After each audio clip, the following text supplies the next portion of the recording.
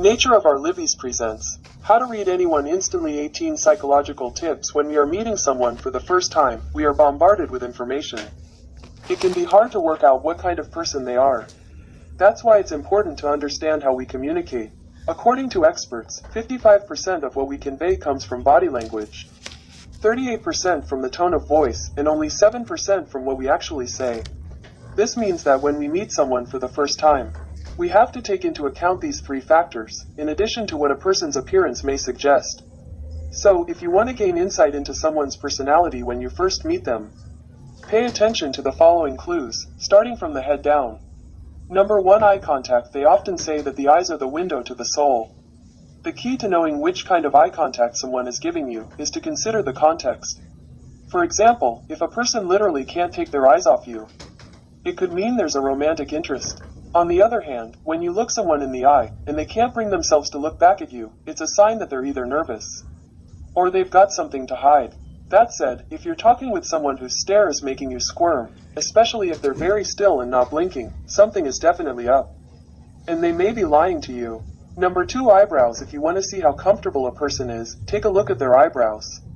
There are 3 main emotions that make your eyebrows go up: surprise, worry, and fear. Try raising your eyebrows when you're having a relaxed, casual conversation with a friend.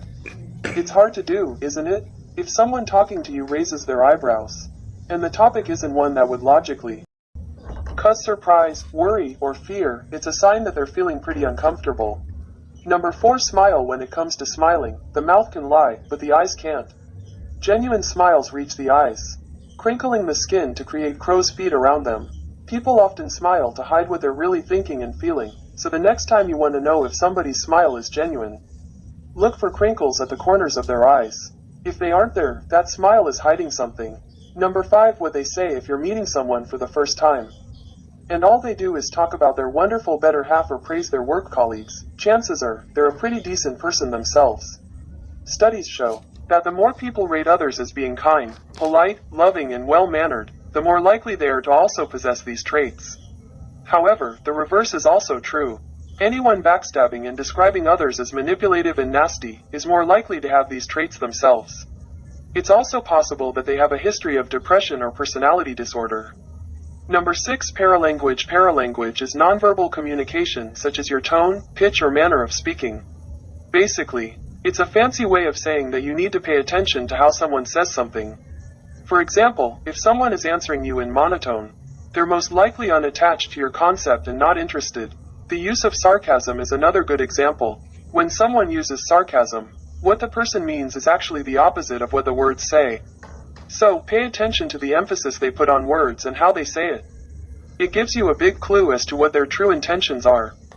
Number 7, frequent nodding. Nodding is usually a sign that someone agrees with you, but exaggerated nodding may signal anxiety about approval. When you're telling someone something, and they nod excessively, this means that they are worried about what you think of them, or that you doubt their ability to follow your instructions.